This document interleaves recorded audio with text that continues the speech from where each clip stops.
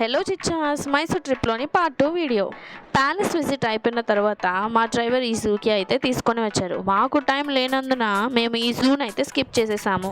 Next మేము start అయిపోయి Philomena చర్చ్కి వచ్చేసాం. మైసూర్లోని ఫేమస్ ప్లేసెస్ లిస్ట్లో ఒకటి ఈ church. And this is one of the tallest churches in Asia. So లోపలికి వెళ్ళి ప్రేయర్ చేసుకొని వచ్చేద్దాం పదండి.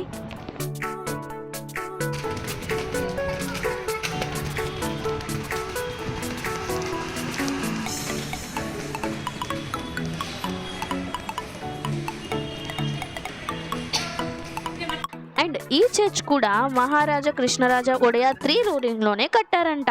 ఈ చర్చ్ ని డిజైన్ చేసింది ఒక ఫ్రెంచ్ మ్యాన్ అంట. అతని నేమ్ వచ్చి డాలీ. మేము కొంచెం ఈవినింగ్ టైంలో వెళ్ళాం కాబట్టి బయట వెదర్ అయితే సూపర్ గా ఉంది. మేము లోపలికి వెళ్ళేటప్పుడు ఇంత క్రౌడ్ లేరు, కానీ బయటకు రాగానే విజిటర్స్ చాలా మంది వచ్చేసారు.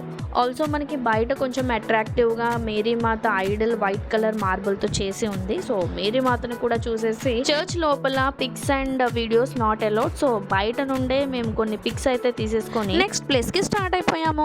ఇది ఆర్ట్ గ్యాలరీ. సో మాకు టైం లేక ఇది కూడా స్కిప్ చేసేసాము. నెక్స్ట్ మేము కేరళ స్పైసెస్ ఆయుర్వేదిక్ గార్డెన్ కి అయితే వచ్చేసాము.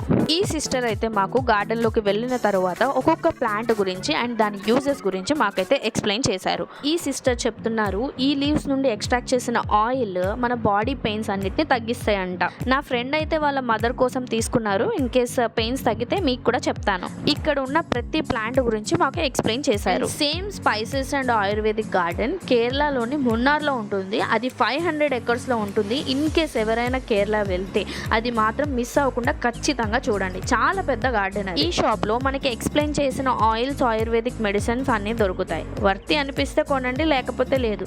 నాకు డాండ్రఫ్ ఫ్రీ కోసం అలోవెరా షాంపూ అయితే సజెస్ట్ చేశారు. And I'm using that. పర్లేదు, బాగానే ఉంది. కోకోనట్ షాంపూ అయితే తీసుకోవద్దు, బాగాలేదు అది. నెక్స్ట్ ప్లేస్ కి అయితే స్టార్ట్ అయిపోయాము. చూసారా, సన్సెట్ అయిపోతుంది. మేము జూ స్కిప్ చేయకపోయి ఉంటే ఈ ప్లేసెస్ అన్ని మిస్ అయ్యే వాళ్ళం. దారిలో మాకు మైసూర్ ఇన్ఫోసిస్ క్యాంపస్ కూడా కనిపించింది. ఎవరైనా ఇన్ఫోసిస్ ఎంప్లాయీస్ ఉన్నారా? ఉంటే కమెంట్ చేయండి. మైసూర్లోని మా లాస్ట్ విజిటింగ్ ప్లేస్ ఈ బృందావన్ గార్డెన్స్. ఒక 20 to 25 minutes డ్రైవ్ చేశాక ఈ బృందావన్ గార్డెన్స్ కి వచ్చేసాం. బయట మినిమం 500 to 600 కార్స్ ఉన్నాయి. లోపల జనాలు మామూలుగా లేరు. ఇక్కడ డ్యామ్ ఉంది. అండ్ ఈ డ్యామ్ ని క్రాస్ చేసుకొని వెళ్ళాక మనకి బృందావన్ గార్డెన్స్ కనిపిస్తుంది. ఇక్కడ మాకు కొన్ని ఫిషెస్ కూడా కనిపించాయి. లేట్ అవుతుంది, సో గార్డెన్ చూసేద్దాం, వచ్చేసేయండి. చూసారా, రైట్ సైడ్ ఒక చిన్న వాటర్ ఫాల్ భలే ఉంది. చాలా బ్యూటిఫుల్ గా అనిపించింది నాకు. ఆకలి వేస్తే తినడానికి ఇక్కడ ఫుడ్ స్టాల్స్ కూడా ఉన్నాయి. యాక్చువల్లీ మాకు టైం కూడా లేదు ఫొటోస్ తీసుకోవడానికి. చూసారా, అప్పుడే నైట్ కూడా అయిపోతుంది. ఈ గార్డెన్లో ఎక్కడ చూసినా కూడా చిన్న చిన్న వాటర్ ఫాల్స్ భలే సెట్ చేశారు వీళ్ళు. కానీ కొంచెం ఎక్కువ టైం స్పెండ్ చేసేలా రండి. ఈ గార్డెన్కి చాలా బాగా ఎంజాయ్ చేయొచ్చు. ఎవ్రీ గ్యాంగ్లో ఉంటారు కదా ఫోటోహాలిక్ వాళ్ళు. ఇక్కడ మంచి సీనరీ పిక్స్ అయితే తీసుకోవచ్చు. అసలు మేము ఎందుకు ఇంత ఫాస్ట్గా పరిగెడుతున్నాం అనుకుంటున్నారా? ఈ బృందావన్ గార్డెన్లో ఒక వాటర్ షో అయితే జరుగుతుంది.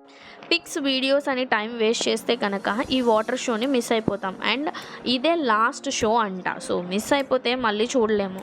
నాతో పాటు మీరు కూడా ఫాస్ట్గా వచ్చి ఈ గార్డెన్లోని వాటర్ షో అయితే చూసేయండి.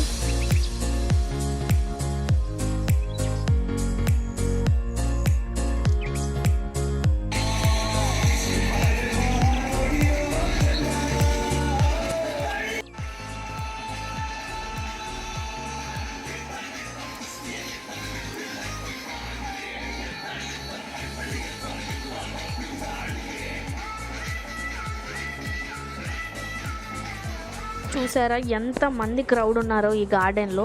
సో ఫ్యూచర్లో ఎవరైనా మైసూర్కి ప్లాన్ చేసుకుంటే 2 days మైసూర్లో స్టే చేసేలా చూసుకోండి. సో అప్పుడే మీరు అన్ని ప్లేసెస్ కవర్ చేయగలరు.